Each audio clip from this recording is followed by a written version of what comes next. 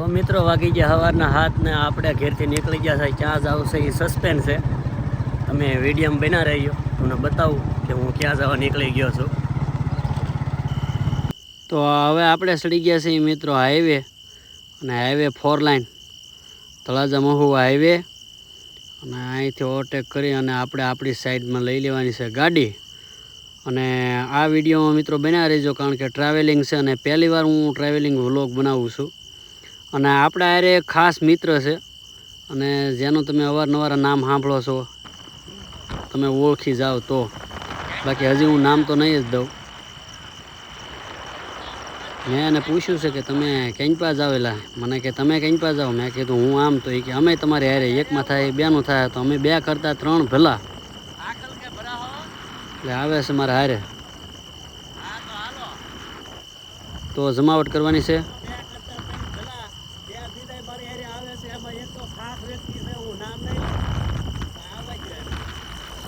વ્લોગમાં બન્યા રહેજો. આ છે મહુવા તળાજા મહુવા હાઈવે, ભાવનગર વાળો 4 લાઈન. અને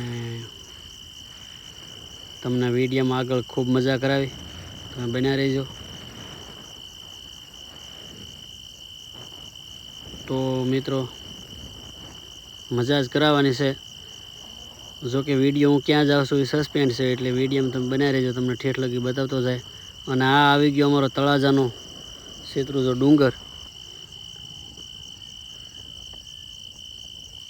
ને આ છે અમારું તળાજાનું બસ સ્ટેશન. મિત્રો તમે અહીંયા પૂગી ગયા. તો મિત્રો આ યાળા મળે, આને હું ન હુડી લાગતી તો ટૂંકમાં મિત્રો.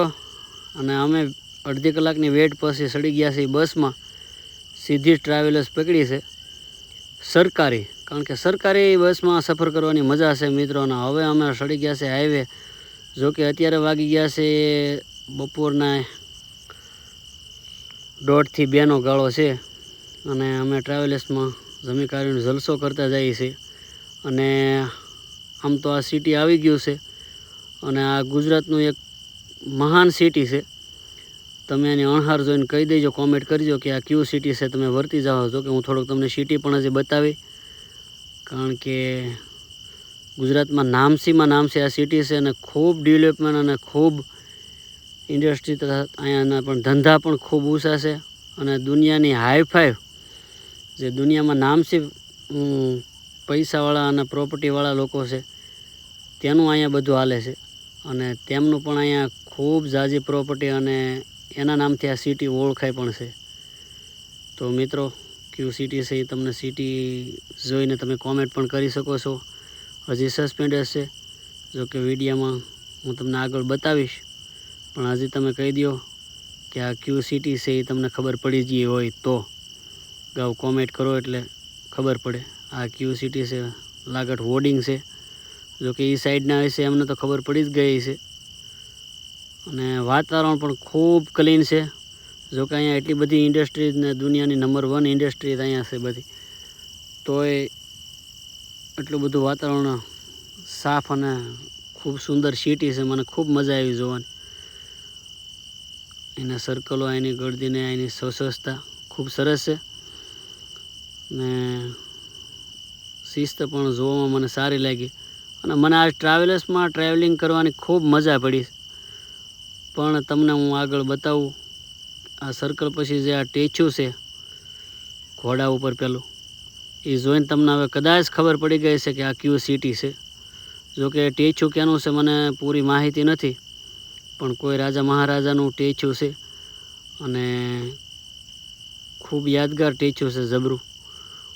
તો તમને ખબર પડી જ ગઈ છે. અને હવે અમે ઉતરી ગયા ટ્રાવેલર્સમાંથી, અને અમે અહીંયા જે ખાસ અમારો મિત્ર છે એને રસ પીવો છે. તો 3-4 વાગી ગયા, ને એને રસ પાઈ દઈ, અને પછી રસ પાઈ અને આયલી જગતા મૂકવાના છે. કારણ કે અમે જો ભાઈ 4 વ્હીલ લઈને તેડવા આવી ગયા હવે ફાઇનલી. તો અમે બેસી ગયા 4 વ્હીલમાં અને જઈએ છીએ. અને હજી તમને બતાવીશું આ સિટીના અમુક અવશેષો, જોઈ જવો. હવે તમને ખબર પડી જ ગઈ હોય ફાઇનલી કે આ કોણ છે દુનિયામાં, જેને દુનિયા કોઈ ન ઓળખતી હોય એવું બને જ નહીં. એટલે કે અંબાણી પરિવારનો એક હિરલો એટલે ધીરુભાઈ અંબાણી ગ્રુપ આ એનું ગાર્ડન જાય, એની ઇન્ડસ્ટ્રી પ્રાઇવેટ રસ્તા છે. અને આ બાજુ પણ જો કે આ બધી પ્રોપર્ટી જે તમે જોઈ રહ્યા છો નજારો, એ બધો અંબાણી પરિવારનો પ્રતાપ છે. જો કે હમણાં જ અહીંયા પ્રી વેડિંગ લગ્નનું ગયું એટલે અહીંનું બધું કંઈ જમાવટ હતી. અને અમને જે તેડવા આવી ગયા છે એ એક છે આહિર પરિવારમાંથી ઘેલુભાઈ ખૂટી, તો એ અમને તેડવા આવી ગયા છે.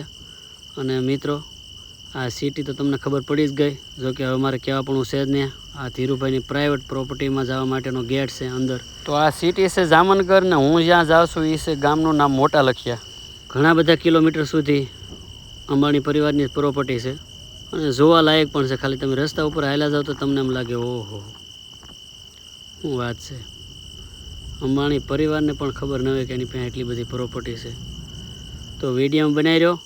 અને અમે મિત્રો હકીકત ફાઇનલી અહીંયા લગ્નમાં આવેલા છે એક ખોટી પરિવારને ત્યાં.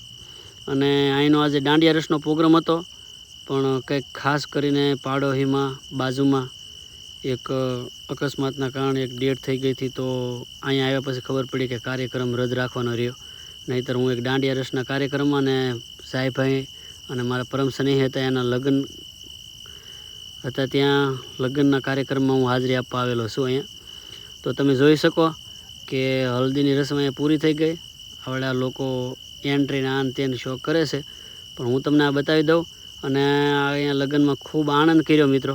તો તમને ખાલી અને પછી મારા ખાસ જીગરજાન મિત્ર ભાવેશભાઈ તથા વિપુલભાઈ એમના સાથે ફોટા પડ્યા અને ફેમિલી સાથે પણ ખૂબ ફોટા પાડ્યા અને આનંદ કર્યો. તો વ્લોગ કેવો લાગ્યો કહેજો.